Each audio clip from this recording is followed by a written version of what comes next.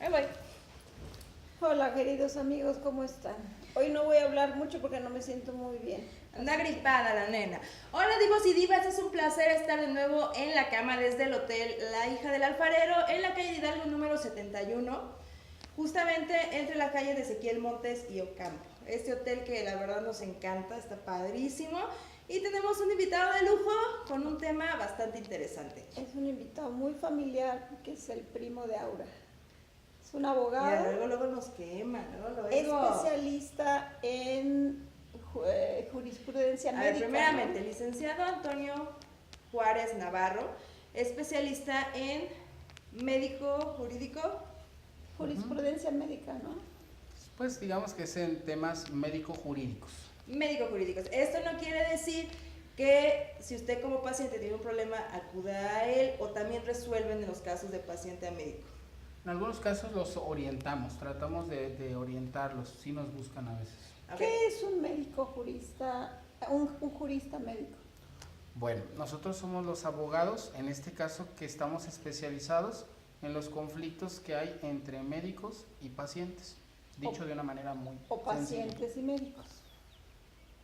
Pues sí, en el orden que lo veamos, pacientes y médicos o médicos y pacientes. Generalmente cuando hay un caso en contra del doctor es cuando salen ustedes a salvaguardar la reputación, a salvaguardar la dignidad a lo mejor de la persona como médico, ¿no? Porque también de repente se van más a fondo de lo que es la profesión. O puede ser fiscal también, que es el que ataca, ¿no? El que está a favor del paciente en un momento dado, ¿no? Pues no, mira, la vía más usada sería la vía penal, en todo caso. Penal, civil y administrativo. Fiscal pues sería un tema con Hacienda, pero respecto a lo que preguntabas... Ay, perdón, no fiscal. El fiscal, o sea, ¿cómo se llama? Penal. ¿Cómo se llama el abogado? El que acusa. El que acusa, ¿cómo se le llama? Pues es un abogado litigante, digamos que es el... Pero hay uno el que parte acusa, no, acusadora. la parte acusadora tiene un nombre y la parte... Pues es que depende de la vía, por ejemplo, en la vía civil es demandante, en la vía penal es querellante o denunciante.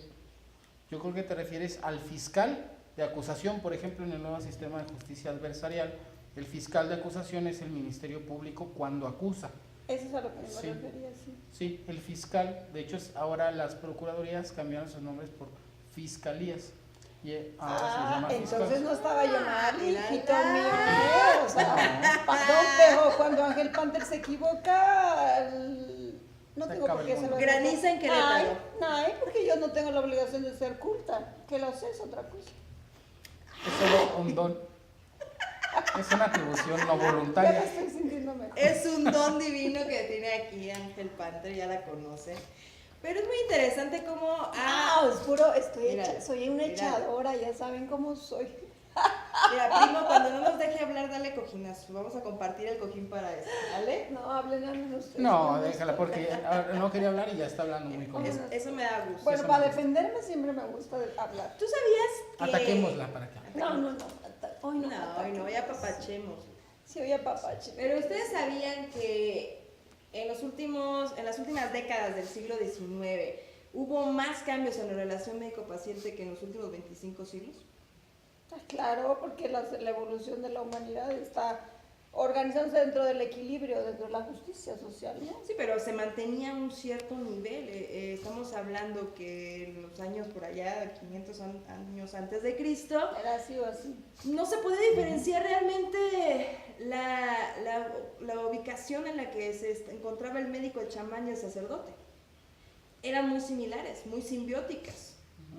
A la persona que estaba encargada de lo que era la cuestión salud, su palabra era ley también incluso de la tribu, de la comunidad donde habitaba.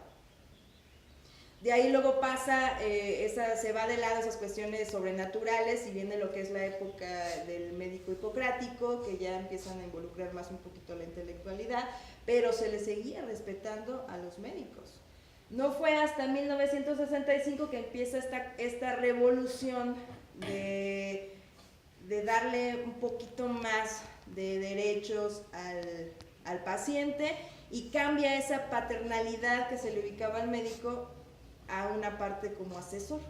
Nada más explícate lo que es un médico hipocrático y por qué hablas del tema. Los médicos hipocráticos, la diferencia que tenían fue que empezaron a vincular la parte intelectual, dejando de lado estas cuestiones sobrenaturales que manejaban los chamanes y los médicos. Los esotéricos. A partir de un juramento. A partir del juramento. Establecido para que el médico diera por hecho que era un ser bueno, un ser justo, un ser sano y que anteponía la justicia y la verdad. Y el bienestar. Y el bienestar de su paciente. ante todo. O sea, Juramento es famosísimo. Es famosísimo, todavía hasta la fecha. Hipócrates fue el que lo estableció. Lo estableció.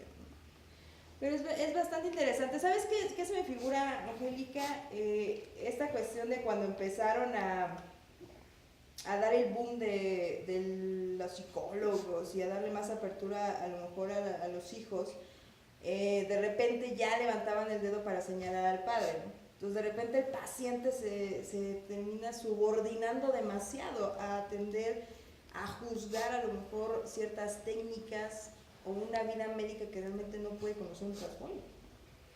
Explícamelo en palabras más concretas. Mejor que te lo explique, yo creo que él sí me entiende a qué me estoy refiriendo. Sí, yo creo que lo que te refieres es lo que la diva quiso decir. Las divas quisieron decir. No, yo pienso que te refieres también mucho. Vivimos en una era en donde la información fluye y fluye de una manera exagerada. Hay sobreinformación, podemos así llamarlo. Sí. Tú ahorita ponle en el Google diagnóstico para la pancreatitis aguda, diagnóstico y abordaje para la apendicitis, no sé, y te van a aparecer 10,000 cosas y la mitad o más son temas subjetivos, pero esto inició de alguna forma y yo creo que es a lo que va esta diva, ¿no? Respecto al tema de que hubo un punto en el que antes de dejar de creer ciegamente tuvieron que empezar a ser cuestionados, ¿no? Había un punto en el que el padre decía, arrodíllate y vete hincando 2 corcholatas, o exagerando, y la gente lo hacía, pero después... ¿Qué? ¿Perdón? ¿Arrodíllate y qué? Digamos que las penitencias eran un tanto cuanto incuestionables, o la asesoría del sacerdote suplía a la de ahora el psicólogo, la asesoría del médico también. Sí. El médico no nada más era un técnico en medicina, como comenta acá la diva, realmente era un consejero, escuchaba al paciente y lo podía ver como una integralidad, un ente multifactorial.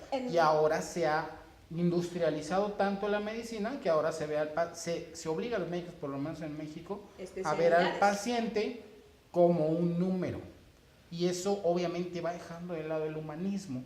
Y el médico entra en una encrucijada en donde dice, quiero hacer una medicina humanista, entonces no la puedo hacer en la institución pública, pero también si dejo esos pacientes, pues ¿quién los va a atender? ¿Habrá otro médico? Sí, ¿no? Bueno, la medicina alternativa va por lo contrario recuperando todo lo que es la parte que se llama holística, que quiere decir integral, físico, mental, espiritual, afectivo Totalmente. y existencial del ser. Sí, es muy cool. En donde la medicina se ve desde una perspectiva de que la proyección de tu bienestar no solamente puede ser física, sino que puede ser una consecuencia de tu desequilibrio a nivel psicológico, a nivel afectivo, a nivel espiritual o a nivel existencial. Si tú traes fíjate, o sea, si te duele el pechito, que pues, tienes casi de un infarto es porque estás de hecho hay down de tu muchos vida. autores médicos que aseguran que la etiología o el génesis, el inicio de la enfermedad como tal, tiene psicosomática. El 80% más de las enfermedades son psicosomáticas. Aquí en Querétaro tenemos una doctora que trabaja en el IMSS. Hace poco tuvimos el honor de entregarle un doctorado honoris causa precisamente por eso, porque en el IMSS empieza a incorporar temas holísticos, temas... ¡Wow! ¡Qué bueno! Imagínense ustedes que llegas a la consulta en el IMSS y de repente en vez de decirte, sí, siéntese, pásele, descúbrase, a ver, ¿cómo te sientes hoy? Vamos a ¿Por qué relajarnos, estás así? ¿no? ¿Cómo te sientes? ¿Por qué no te arreglaste hoy? A ver, desde el ente, claro, tiene 15 minutos y eso está malísimo, pero ves a la gente salir de su consultorio llorando o riéndose, porque va un poquito más al sentimiento, al génesis, ¿a qué está detonando? Ok, iniciaste con niveles altos de glucosa, sin embargo, pues ¿qué te hace sentir triste? ¿Qué estás aguantando? ¿Por qué traes un dolor de garganta? ¿Por qué tienes infecciones recurrentes en vías respiratorias? ¿Por qué te duele el pecho? ¿Qué no estás diciendo? Exacto, Claro, ¿qué si no tú estás mandas al diciendo? paciente a la consulta de psicología o de psiquiatría, el México en el que vivimos, pues van a decir, pues sí, yo no estoy loco. Pero la verdad es que yo creo que vivimos en un México en el que deberíamos de tener atención Muy extraño, multidisciplinaria. porque nuestros antecesores, estamos hablando de las culturas prehispánicas, volvemos a lo mismo. Ellos también creían que las dolencias físicas ya era lo último de la señal para terminar, el cuerpo avisaba que algo estaba pasando de manera interna. Sí, Así es. es una Entonces, proyección. viene nuestra un historia. desequilibrio. La sociedad ha desvirtuado esa cuestión. Y se ha negociado, se ha hecho un super negocio con la salud. De Una hecho, industria. la industria de la medicina alópata es tremendamente asquerosa, verdaderamente. Yo podría decirte que yo estudié medicina alternativa en España, ¿no? Y muchas de las cosas que nos mostraban era que había medicina alópata, bueno, y ustedes lo saben, que te cura una cosa pero te desequilibra otra. ¿Para qué? Y ha habido incluso hasta... Como el buen mecánico para que regreses en cierto periodo de tiempo. Y te dan una escalera de medicamentos para esto te va a curar esto, pero esto te va a curar lo que esto te va a provocar, y esto te va a curar lo que esto, y esto te va a provocar, y esto te va a curar lo que esto, y esto Una te va a cadena. provocar. Una cadena de medicamentos que te hacen adicto, y hay, desafortunadamente, la gente mayor es la que más adicta es a lo que el mediquito diga, a Lo que el pasa es doctor. que el cuerpo se acostumbra muy rápido. Yo, por ejemplo, Sí. padecí mucho de niña, entonces, ¿qué pasó? Yo entro ya un periodo antes de la preadolescencia, que a partir de ahí, para mí la penicilina no me hace, es como tomar dulces. O sea, yo no puedo recibir penicilina porque realmente no tiene Tienes resistencia Tengo bacteriana. resistencia completamente, porque la generé de tanta penicilina que en alguna etapa de mi vida pequeña me tuvieron que dar. Tú nos contaste en algún programa que tú no tuviste Vacunas. ninguna vacuna. No, pues yo no tuve vacuna. O sea, defensas en un sentido, pues, preventivo. Y mis que hijos son las vacunas. tampoco las tuvieron. Pero Yo eso estoy es muy en contra de la interesante, o sea, hasta qué punto la cuestión psicosomática del poder de decir yo no me voy a enfermar de esto también tuvo que ver, porque imagínate que no pusieran vacuna contra la poliomielitis y contra el sarampión y contra todo lo que se les pone, ¿no? Mi mamá me decía algo muy, bueno, y es que lo que mi mamá decía, eso era, ¿no? Entonces mi mamá siempre, ¿no? Y Yo- es. No te vas a y es- enfermar. No, ella decía, bueno, es que yo no puedo concebir que estén queriendo que compremos esto cuando las mujeres en el cerro viven perfectamente y no tienen acceso a nada, ¿no? Entonces ella siempre hacía esa vinculación, ¿no? Entonces tú decías, ay, pues sí es cierto, o sea, hay personas que no requieren de eso y viven felices toda su vida. Entonces decías, ok, como que le encontrabas la cierta lógica al respecto. Eso fue lo que yo le creí. Yo le creí a mi madre, Interesante. por ende mis hijos tampoco pasaron por vacunas, no las necesitaron mucho. Pero la cuestión psicosomática sí tiene mucho que ver, porque como dice el abogado, ¿no? Aquí el abogado. Ay, Cuando ya te voy a tú empezar a en hacer un momento ojitos dado, no, ahorita no estoy ahorita de humor, es como que me siento así realmente, no me siento muy bien hoy, he tenido un golpe de la vida duro. Entonces, ¿en qué estábamos? el abogado. Mira que bien se me ven estos lentes. Black Panther con lentes de oro. Ay, son de No, oro. pero parecen. Los pinté. Oye, están lindos, ¿eh? Oye, están lindos tus lentes, papi. Mira nomás. A ver, déjame ver. Mírala. Ahí va a Les enseñar parece la pechuga y a dar pantalla. beso a la cámara. Ay, pero qué pechuga yo. ¿Quieres ver en las tomas? Vean los programas, las repeticiones. ¿Cuál pechuga? Ángel Panther no tiene, bueno, sí tiene ahí. No ve pero por los lentes. Está lindo, ¿no? No ve, porque sin Me comer. encantan los lentes. ¡Ay, me desnalgadas! Siéntate. Bueno, Compórtate. ¿qué importa? Bueno, pero ya se siente mejor. A mis Ya, adorados ya les vi. gusta verme de cerca, ¿verdad? Bombones. Ay, pero hoy no me siento bien. Ay, me siento Es como- psicosomático. Sí, es Usted solita psicosomático. lo dijo. No, sí, es cierto, hoy estoy en un estado de Y necesidad también es afectiva. cuestión de uno mismo Ahora- también cambiar. Tengo necesidad afectiva. Ok, no. Está ocupado. Todo queda No. entre familia, dice No. Aura. No. ¿Eres casado?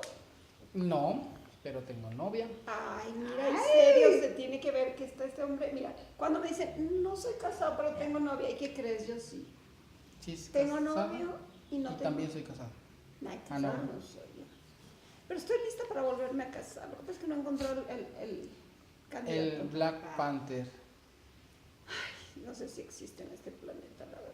Santo. Pues la película está muy buena. Sí, Yo ya la vi, está elefante. buenísima. Está buena. Está Sí, sí, buenísima. está buena. Bueno, está buena como introducción para lo que viene a ser la siguiente película, que es la de Infinity War. No, pero a mí lo que me encantó fue el empoderamiento de la etnia negroide. ¿Tú sabes lo que le dieron esta película a nivel de inconsciente colectivo? Fue lo mismo que le dieron en su Sí. época a los cómics, porque los cómics O en esa sea, historia ya tienen muchísimos años. Sí, pero atrás. aquí están hablando de que, y te De dejan la un poco- supremacía, de ¿no? la supremacía de la raza negroide, o sea, de la etnia Sí. negroide. Porque a nivel médico, precisamente hablando del tema, ustedes saben que tiene mucho más, por ejemplo, grosor el tejido, Ocio. en todos sentidos, ¿no? el tejido óseo, el tejido muscular, el tipo de la piel, por ejemplo, tenemos de epidermis, dermis e hipodermis, y es más gruesa la hipodermis y la Ajá. dermis, Sí. epidermis y dermis de la raza negroide. Por eso tienden a desarrollar tanto músculo, sus huesos son mucho más fuertes. Sí, genéticamente son... Por eso son más gruesos y más desarrollados. Pues sí, tienen Ok. mucho. Inclusive, por ejemplo, para los que nos gusta bucear, la raza negroide, o digo, la gente morenita, por decirlo así, los derechos humanos ya están Sí, están muy de moda. Digo, pero hablando de su etnia, No, como bueno, dice son la- morenitos, negroides. Yo no has visto los azulitos de África, yo he estado cerca de Sí, gente. los conozco. son Yo Pero bueno, conozco- ellos, son por ejemplo, negroides, tienen negroides. ellos, por ejemplo, te dicen, te explican la gente que, los instructores de buceo, Ujú. ellos no flotan tanto como nosotros. Su Son más compresión es- densos, son más densos. sí. Ajá, Ok. entonces Porque ellos no electromagnéticamente. flotan tanto. Ujú. Y curiosamente desarrollan grandes velocidades, porque también hay muchísimos medallistas en cuestión de velocidad, Sí, bueno, porque son porque- más densos. Y más que nada porque tienen mucha musculatura o sea, ¿cómo decirte? Sus tejidos son más fuertes, más densos, pero a nivel de psicomorfología, la morfología del músculo es más concentrada, ¿sabes? Como mucho Más densa. muy densa, entonces tienen más fuerza, guardan más poder. Es Black Power. Black Power, yo te digo. A mí Y me ojalá encanta. me hubiera topado con uno cuando estaba soltera para investigar el Black Power, Yo he porque sí es muy conocido- famoso he ese conocido. Black Power. Bueno, pero tu otra diva puede seguir investigando, porque Sí. ya nos dijo que no está casada. Yo me enamoré de uno, fíjate. Me pasas el reporte de por un chico escrito, africano. fotografía, todo el dato, por favor, O sea, detallado. hay que hacer En París. tienen que hacer un programa. Y yo conocí Dimos. un negroide en París, un chico muy guapo, pero nada más, no pasó de amor platónico. Pero era el gerente de un hotel muy bueno en París. Yo cuando lo dije, "Oh, me vuelvo a casar". Era hermoso el tipo, te lo juro. Te lo juro, era un tipo negroide altísimo, pero con una elegancia. Yo conocí uno en una cuestión más cultural, de hecho No, estuvo... prima. Y no dejé de ir a ese No, restaurante, no pero nunca se me hizo. Cálmate, ¿Qué lo pasó? que yo conocí ¿Que una ya en empezó a una- platicar? Ella Sí, sí es está casada. Pues sí está casada. Pero es que no Quedó me en el dejan pasado, terminar. Acaba de pasar la cuestión esta del Festival de Culturas aquí en la ciudad de Querétaro. Ay, sí. Estuvo padrísima, me fui de chismosa allá a Sí, ver y estaba conocí bonita. precisamente a gente de República Dominicana, de África, de todos los lugares. Ya vi unos negros preciosos, pero con su indumentaria de Se les verdad. llama gente de color, Clase. no se les dice negros. Negroide. Negroide es una cosa y negroide, Bueno, y negroides. negros es otra cosa. Pero estaban preciosos porque traían todo lo que era su indumentaria, de verdad, de cada representativa de cada uno Africanos. de su país. Precioso, o sea, me tomé una foto con él porque de verdad que estaba increíble. Y esas musculaturas, qué cosa más bella, cosa. Bueno, qué yo nada cosa más vi más sus bella. pies y dije, oh my god. Sí, tiene una predisposición se les da mucho el baile, tienen unas voces impresionantes. Sí, las voces. Son muy inteligentes, en realidad hay muchos de los filósofos, pensadores, líderes de masas, pues tienen estas características, ¿no? I have a dream. Pero nos desviamos a la isla Bastante. negroide porque hablábamos de la medicina, ¿no? Todo para acordarte de París. Todo por acordarse de su negro en París, imagínate nada más. Dios mío, Black Panther. Era un chico guapísimo que nunca se me ¿Ves? hizo Ve, Pasó o sea, de la ya, Pero tristeza no dejé de ir a ese al brillo en los restaurante. ojos. Black Panther, ¿estás? Es Bueno. más, ya no sé si es la luz o tu O brillo su de los rostro. ojos. Para eso Estás sirven como las enamorada. anécdotas. Pero bueno. Yo estoy Recordar enamorada es del vivir, amor. ¿no? Estoy enamorada del amor. Eso sí. ¿Qué tan complicado ha sido defender a los médicos? Porque normalmente las personas tienden, incluso ya últimamente era hasta predispuestas a la sala de espera, a confrontarse a lo mejor con el médico. Fíjense que ha sido un tema muy complejo, porque en realidad es cierto, nos ha tocado vivir esa parte, primero, de la fractura en la comunicación y en la confianza que hay entre el médico y el paciente, de ambos lados, obviamente. La industrialización que ya platicamos. Pero también nos ha tocado la parte de que, bueno, al final cuando llegas a un ministerio público a dilucidar una controversia derivada de la atención médica, los ministerios públicos están acostumbrados a tratar con delincuentes hasta cierto punto. O sea, lo que el abogado quiso decir, porque esos términos son como así como muy domingueros, ¿no? Sí. Pero el abogado quiso decir que cuando el médico abusa, Es la traductora. o sea, cuando el médico abusa, se ha encontrado con gente que verdaderamente puede ser médicos que son maleantes, verdaderamente. No, esa no es la traducción literaria. Lo que el abogado quiso decir es lo que mi primo quiso decir es que el Ministerio Público solo trata con delincuentes, entonces cuando generalmente están acostumbrados a tratar con gente pues, que están ahí acusados por violación, por homicidio, por lesiones en riña, otro tipo de delitos. Pero cuando llega una persona de bata blanca que a lo mejor se ha formado 15 años para poder ser un traumatólogo y aparte subespecialista en artroscopía, por ejemplo, pues también están acostumbrados a ese trato los MPs o los fiscales, pero el médico no.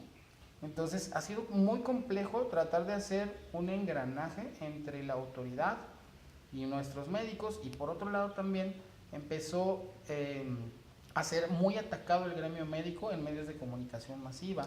Y fuimos los primeros, a lo mejor va a sonar presuncioso, pero no pretendo eso, en empezar a contrademandar por publicaciones calumniosas, con independencia de si se tiene razón o no. Pues el Código Civil Federal ha hablado en el artículo 1916, desde hace muchos años, reguló esta parte del daño moral. Entonces empezamos a hacerlo porque fue tanta la afección, imagínate, que un médico al cual ni siquiera han demandado todavía, o que a lo mejor no tiene razón, empiezan en los medios de comunicación a acusarlo públicamente. Entonces ese médico ni siquiera ha tenido oportunidad de defenderse, ni siquiera se sabe si tienen razón o no, pero ya todo el mundo lo conoce como negligente. Entonces empiezan a destruir una carrera, una vida. La vida, los sueños de una persona que ni siquiera ha sido juzgado. Entonces, tuvimos esta faceta, perdón, sí fue muy complicada. Y yo creo que ahora hemos visto los beneficios. Nosotros tratamos de capitalizarlo de esta manera. Creemos que nuestro objetivo como abogados defensores de médicos no nada más es defenderlos, también es capacitarlos, es invitarlos a humanizarse, invitarlos a retomar esa esencia del médico que es ayudar, que es dar de sí, que es lo que hablábamos, escuchar al paciente, y también al paciente buscar que se enfoquen en aquel ser humano que estudió para ayudarlos, que es muy difícil porque están de acuerdo que llegas a una sala de espera en el Instituto Mexicano de Seguro Social, en el ISSSTE, en la Secretaría de Salud, sí, y aplástate ahí 5 horas y aparte te ve feo el guardia y aparte muchas veces, sí, no siempre, porque también las hay muy, muy buenas, las asistentes médicos, hay gente muy linda, pero muchas ya están también hartas de ver tantas personas y ni te voltean a ver. Entonces cuando el paciente llega a ver al médico, el paciente ya está harto y ya llega predispuesto y ya llega con una imagen de un médico que además muchas veces por estar saturados y por rentarse en una institución que les obligan a ver a un paciente cada 15 minutos, pues de pronto ni siquiera lo voltea a ver. Entonces, obviamente el paciente detona y no es que lo esté justificando. Por el otro lado también tenemos a un ser humano que se ha formado por lo menos 10 años, que es un especialista, por ejemplo, en medicina familiar, y que está ante un ser humano que tiene 15 minutos para tomarle la frecuencia cardíaca, la respiratoria, la tensión arterial, la temperatura, hacer un interrogatorio y una inspección física por aparatos y sistemas. Se nota que no, y no va a alcanzar. Ni al IMSS, ni al Seguro Médico Popular. No, claro que he ido. Pues, Ay, papi, porque sabe usted que todo eso te lo hace anteriormente una enfermera. Cuando usted entra a ver al médico, todo eso ya lo hizo una enfermera. No siempre. Sí, yo siempre que he ido al Seguro Popular, porque yo sí utilizo el Seguro Popular. Bueno, le voy a decir una cosa, Black Panther. No siempre. No siempre. No siempre tienen. La piernita, fue la rodilla. No siempre tienen baumanómetros para tomar la temperatura. Muchas veces el médico anda consiguiendo, no hay, déjame pedir. Y eso sí me ha tocado a mí. Baumanómetros toman el termómetro, ¿no? No, baumanómetros para tomar la tensión arterial o termómetros para tomar la temperatura. El Pero estetoscopio, sí, yo quiero que me digan un solo médico al cual se lo haya dado la institución, pues ellos lo llevan, ¿no? No, el estetoscopio es la cosita redonda que te ponen en Sí, el ese pechito. lo llevan aquí. Y en la Eso sí espaldita. lo tiene el médico. Pero sí tienen cierta cantidad Sí de, te de escuchan tiempo los medido. pulmoncitos y el corazón. Hasta Ah, se me- no, sí, o sea, eso está regulado internamente.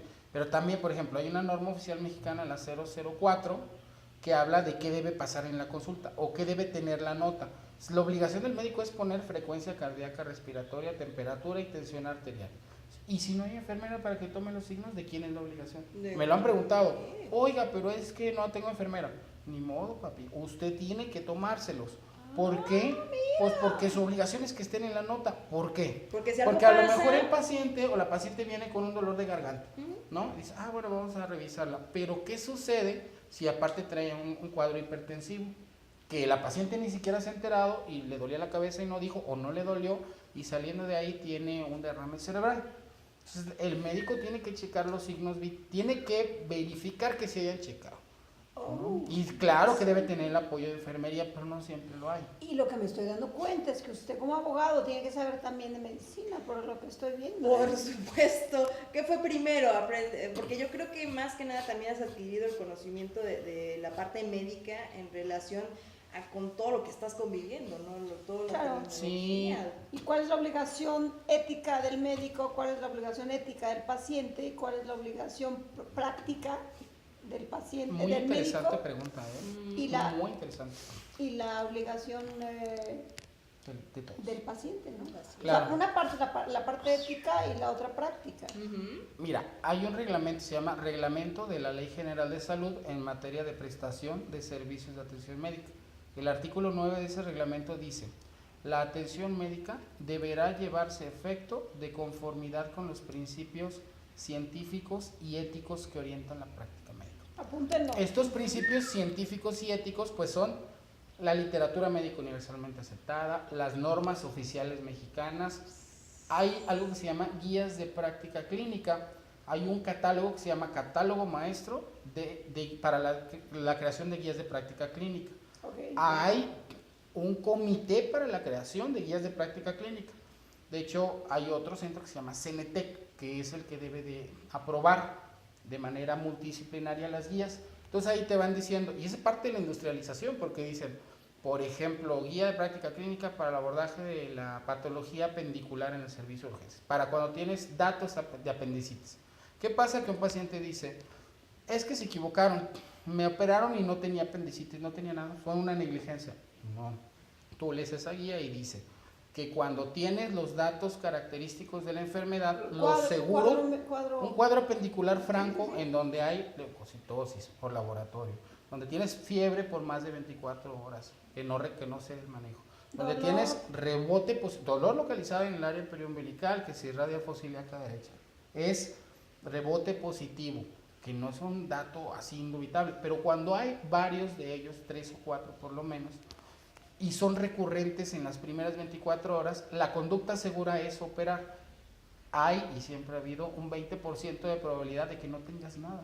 Pero si no te operan, hay una probabilidad del 80% de que te puedas hasta morir por una peritonitis. Es más riesgoso el quedarte con la duda que el entrar a operación. Yo les cuento una anécdota que me sucedió en Marbella. Mi niño, bueno, yo tenía en la plaza de Marbella un puestecillo de corazones de cristal y ángeles, y ya sabes, ¿no? Lectura del oráculo y todo el rollo. Entonces mi niño jugaba en el parque y la playa de Marbella era muy bonita, pero muy fría en invierno. Entonces, de repente empezó con unos dolores tremendos en la parte de la parte izquierda, la parte derecha es donde tienes el apéndice. Ajá. Se empezó con unos dolores tremendos y una fiebre tremenda. Bueno, ustedes lo tendrán, yo ya no. No, pero ¿por qué no discrimina? pero escucha. Ni su hijo ni el mío. Me lo llevé al hospital de Marbella. Me lo ingresaron por un cuadro peritoneal, ¿De peritonitis? ¿cómo dijiste? Apendicitis. Para esto, el niño estaba tosiendo y tosiendo y tosiendo y tosiendo. Y yo le dije, oiga, ¿cómo puede ser peritonitis? Es que tiene fiebre, apendicitis, ¿no? Es que tiene fiebre, le tiene dolor aquí en la parte de... La fosiliaca derecha. Exactamente. Y entonces ya estaba a punto de entrar a quirófano, mi niño, cuando le dije al doctor, antes de hacerle la operación, antes de autorizar la firma de que me lo pueden matar sin problema, porque te hacen firmar de que tú eres responsable de que si te lo matan es cosa tuya, ¿no? Y dije, antes de meter esta firma quiero y exijo que le hagan una radiografía de los pulmones. Porque yo pues estudié medicina alternativa y de alguna forma me di cuenta que el cuadro no estaba al 100% para la apendicitis. Y el médico, bueno señora, le digo, si no firmo, háganle la radiografía de los pulmones. Tenía neumonía y una inflamación del pulmón derecho en la parte baja. Señora, perdón, es que, discúlpeme, perdóneme, pero es que tenía neumonía. Váyanse a chingar a su madre, perdón, se me fue. Pero usted sabe lo que representa, que estaba a 5 minutos de ser metido en un quirófano, mi niño, por un cuadro de apendicitis, que no era apendicitis, y tenía fiebre además altísima. Bueno, mira. Era neumonía lo que tenía mi niño. Bueno, y si no la abuela murió de peritonitis y no era